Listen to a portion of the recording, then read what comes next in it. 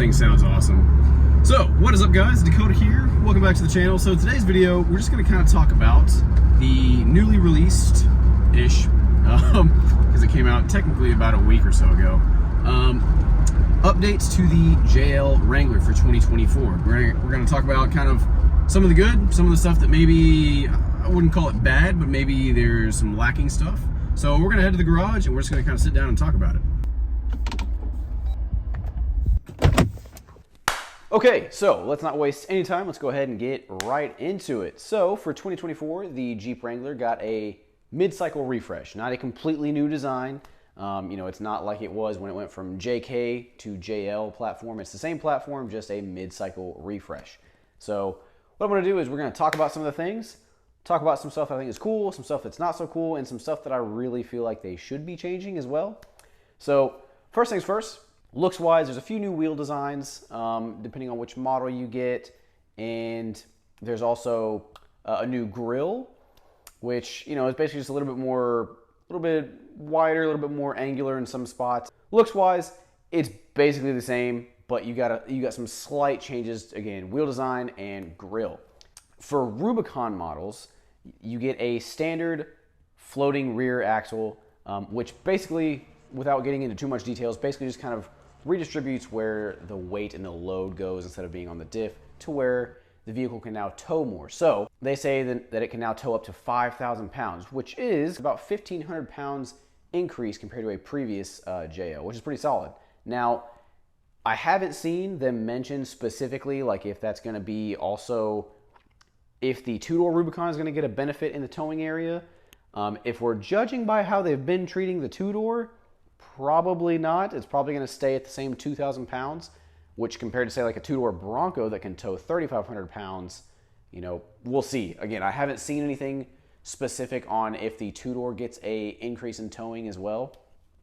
I would assume if it does, it wouldn't be the full 5,000, simply because it's a shorter wheelbase and you only get 2 powertrains, but we'll get into that here in a second. Nonetheless, still really cool. It's a good, you know, 1,500 pound increase for a four-door, which realistically, if you're going to be towing 5,000 pounds with your Jeep, personally, I feel like you should really only be doing that with 392 and the 4xe, just because those make enough power to where I would feel personally going up steep grades and whatnot would be the ones that I would want to have.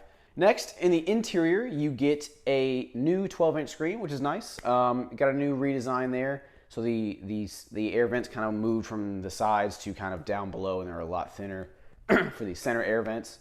That's really nice, you know, just to keep it, you know, modern and whatnot. The standard, so you're going from an 8.4-inch screen to a 12-inch screen, so a decent increase there.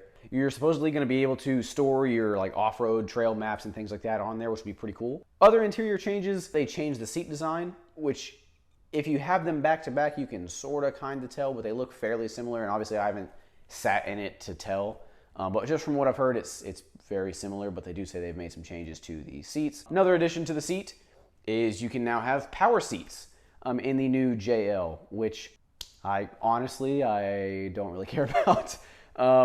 For me personally, I would have been a lot more excited if it was an addition of cooled seats, you know, AC seats, to the Wrangler, because again, when you're out in the Texas heat, the Moab heat, you know, when it's 100+ degrees and, you know, maybe you've got your windows down or even with them up, it can get hot in there. So if you get out, you know, maybe to go check something or spot somebody and then hop back in the vehicle, it's nice to not have your seat, especially if it's black leather, be burning hot when you get back into it.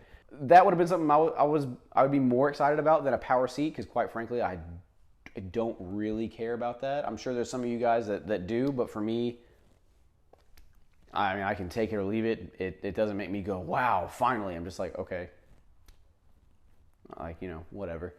Another thing that's cool that they added is you can now, from the factory, get a winch on the steel bumper. Now, I want to emphasize the fact that that is not standard. I've seen a few people say that it's a standard feature. Like, if you get a Rubicon, it doesn't automatically come with a winch. It's just you can get it as an option, which again, super awesome. I think it's a 8,000 pound worn winch, which is pretty sweet. The only downside to that is you get some horrendous looking like plastic bumper guard things that they have to do for regulations, and I think it looks terrible. But that's something that's easily swappable. So as soon as you get it, you can remove it. But I do think that's cool that they're allowing you to option that from the factory. I just think that's really cool because you can basically buy your Wrangler from the get-go and have it basically be set up to just do whatever right out of the box, which I think is really awesome. So as far as, let's real quick go over some powertrain changes. So everything is the same from what we know. Two-door still gets 2-liter 3.6. Four-door still gets 2-liter 3.6. 4xe and 392. However, the diesel is gone, which is kind of odd to me. I would have thought they would have killed off the 392 just because, of how everything's going, but they didn't. They killed off the diesel. So for those of you who really were waiting to get a diesel Wrangler, it looks like you're going to have to go previous, 2023 and older to get a diesel Wrangler if you wanted that. But yeah, so now it's just, they dropped that, and now it's 2-liter gas, 3.6-liter gas, 4xe, and 392. Also, speaking of 392, the 392 can now be had with red seats, which I think looks really cool. But now, what I kind of want to get into is some of the stuff that I think that they should address, and maybe that I think they could have and should have added for this mid-cycle refresh. Again, some stuff will be, potentially on the next version of the Wrangler platform, whatever that may be, and whenever that may be. But so first things first, like I talked about briefly, the power seat. For me personally, I don't get the whole off-roaders not offering cooled seats. It really doesn't make sense to me. It's not just Wrangler exclusive. This is Bronco as well. Doesn't make a whole lot of sense to me. I know some of you guys are gonna be saying oh well, it's because when it gets dirty or muddy, the perforated leather will get messed up. Okay, but the Raptor has it, and I took that out in the desert. Never had any issues with that. The new Colorado ZR2 has cooled seats. It's just, again, for me personally, that's just something that I really wish they would have done, just because when you're out using it in the heat, it's just nice to have. Powertrains, I think, are still pretty solid. But speaking of powertrains, I don't understand why Jeep is completely neglecting the two-door. From what I can tell, you still cannot get the Extreme Recon package on a two-door. And you still get stuck with the same two engines you've had, which when you compare them to the Bronco's powertrains, which I've done plenty of times, the Bronco has so much more power and torque, and they give it super aggressive gearing as well. And you can also get the Sasquatch package, which gives you 35 standard. If some of you guys are familiar with my channel, I threw 35s on my two-door Wrangler with no lift and had 0 issues. No rubbing on-road, no rubbing off-road, even at full flex, nothing. So I'm not really sure why they're not wanting to do that. And I'm still not sure why they're not trying to give it a new powertrain. Again, will that come in the next version? Maybe. And some of you guys might be like, well, why does it need a new powertrain? When you drive, say, a two-door Bronco with the turbo V6 10-speed in the 4.7 final drive with 35s versus a two-door Wrangler V6 on 35s, you notice the difference in power. And torque, and which one's able to stay at speed much easier and work less hard. So I really wish that they would put some more emphasis on the two-door, because I like that platform, and the Bronco has shown you can make a two-door vehicle, depending on how you build it, more livable than traditional two-door off-roaders have been, with enough space. The Bronco, you can easily fit 4 people in and still have room behind that second row of seats to take a day's worth of trip for off-roading, or 3 people fold the seat down and then do that. So I'm hoping that the next JL Wrangler platform, or the next Wrangler platform, they will have kind of maybe stretched the two-door a little bit, maybe bring back kind of like that LJ style to where the two-door just makes a lot more sense for some people. Overall, I think it's a really solid update. Again, few nitpicky things.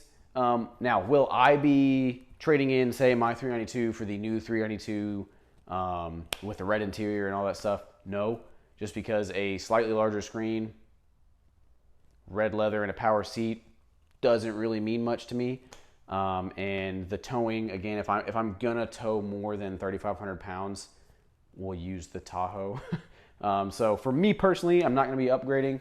But with that being said, I think there are some really solid upgrades that help the Wrangler kind of stay fresh, which I think it needed, because again, it's been out the JL platform's been out since 2018, so it's definitely nice to have kind of some fresh stuff thrown at it. Anyways, guys, those are just my thoughts. I thought it'd be kind of fun to hang out in the garage and talk about it for a little bit. If you enjoyed the video, make sure to give it a like and then hit that subscribe button. And if you do subscribe, go ahead and ding that bell so you get notified for more videos like this or like my previous videos. And yeah, I will see you guys in the next video. Take care.